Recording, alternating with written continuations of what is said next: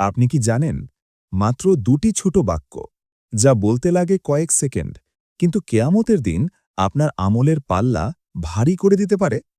চলুন হাদিস থেকে জেনে নিই।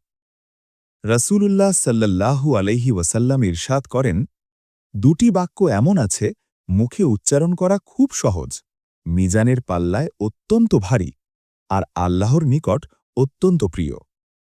রাসূল সাল্লাল্লাহু আলাইহি ওয়াসাল্লাম বলেন, সেই দুটি বাক্য হল: ১. সুবহানাল্লাহিল আজিম। ২.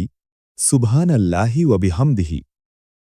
সহিহ বুখারী ৬৪০৬, সহিহ মুসলিম ২৬৯৪, অর্থাৎ হাদিসটি নির্ভরযোগ্য ও সহিহ। ভাবুন একবার, কোনো কষ্ট নেই, কোনো খরচ নেই, শুধু জিহ্বা নড়ালেই আল্লাহ তাআলা সন্তুষ্ট হন এমন আমল আমরা কতটা করি? আজকের চ্যালেঞ্জ: ভিডিও শেষ হওয়ার পরই ১০০ বার সুবহানাল্লাহি ওয়া বিহামদিহি পড়ে ফেলুন। তারপর কমেন্টে লিখুন আলহামদুলিল্লাহ।